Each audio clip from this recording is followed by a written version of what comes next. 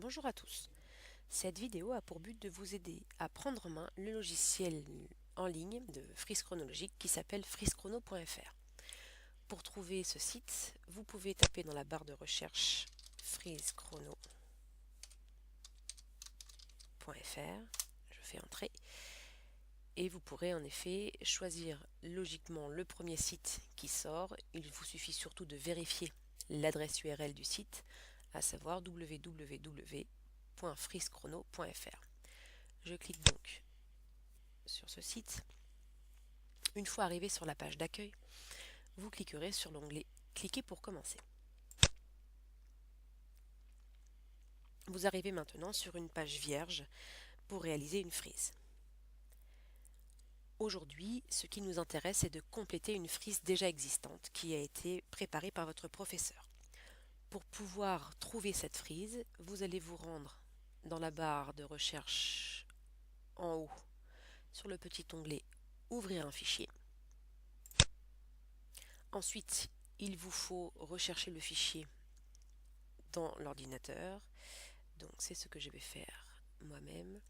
Vérifiez bien que le fichier que vous ouvrez est au format bin, comme indiqué ici. Donc j'ai trouvé mon fichier, je l'ouvre.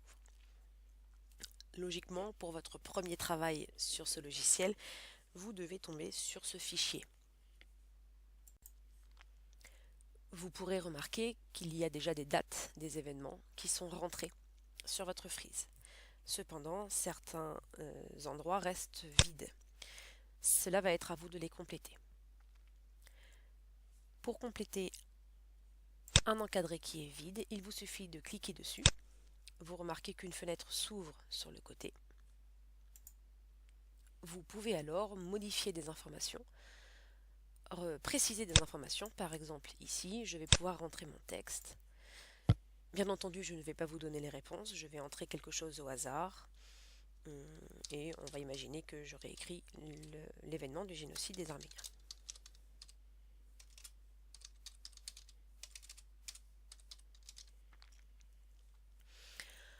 Ensuite, les petites lignes qui sont en dessous vous permettent soit d'attacher votre événement au reste de la frise, soit de le détacher. Là, après, c'est à vous de voir comment vous voulez mettre en forme votre frise. De même, la position du texte, est-ce que vous la voulez à l'intérieur de l'encadré ou à l'extérieur gauche ou droit. Et enfin, vous pouvez choisir d'afficher ou non la date.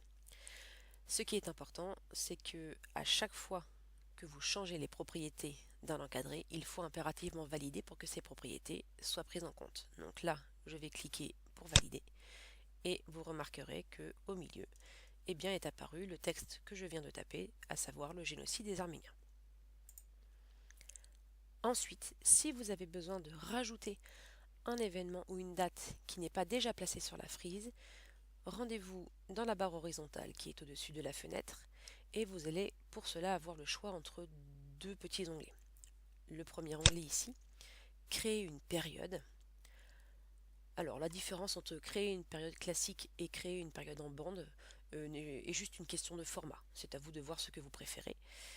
Donc imaginons que j'ai besoin de créer une période, je vais cliquer sur période classique.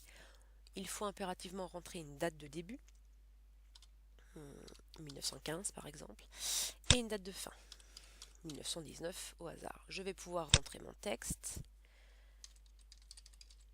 l'exemple. Je vais changer et choisir de mettre mon texte sans attache, de le positionner à l'extérieur gauche et d'afficher la date par exemple.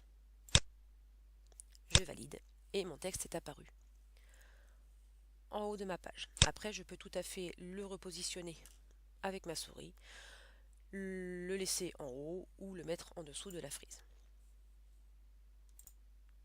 Si je veux rentrer une date précise ou une année, dans ce cas-là, je me dirige vers l'onglet qui est juste à côté et qui s'appelle Créer un événement. De la même manière, le choix entre classique ou en bande est une question de format. Je préfère pour ma part le format classique. Ici encore, on me demande de rentrer la date.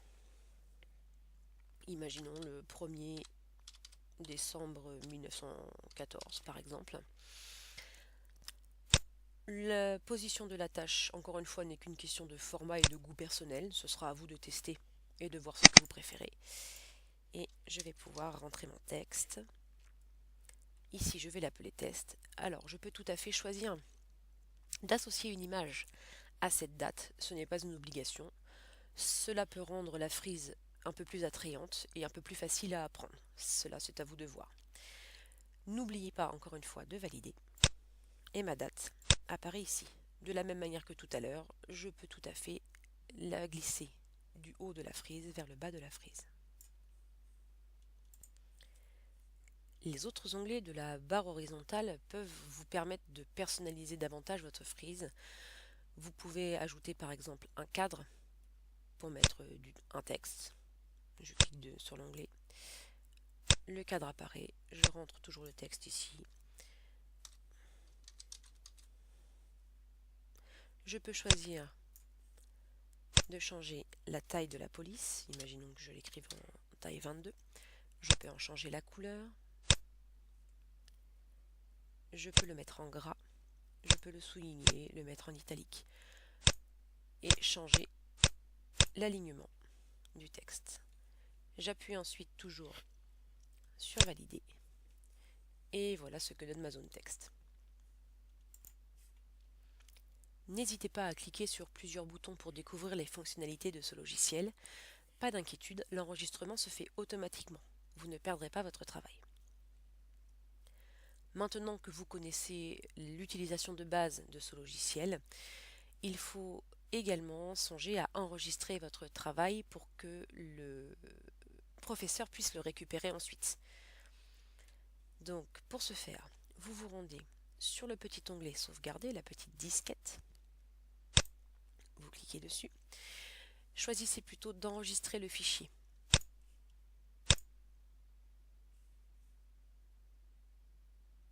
Donc ici le fichier est arrivé dans mes téléchargements.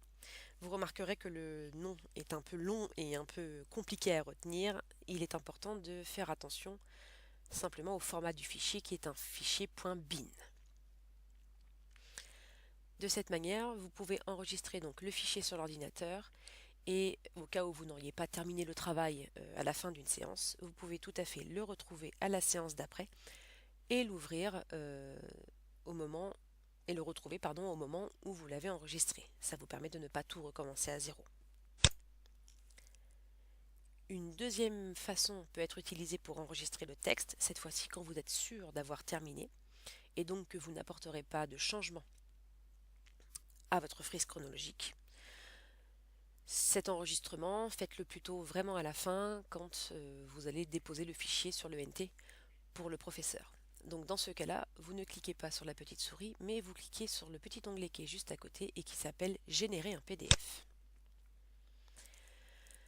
Le PDF est généré automatiquement. Il vous suffit ensuite de le télécharger, de l'enregistrer à un endroit que vous retrouverez sur l'ordinateur et ensuite de le poster sur le NT. Voilà, vous connaissez maintenant la base pour compléter une frise chronologique sur frisechrono.fr. Donc à vous de jouer.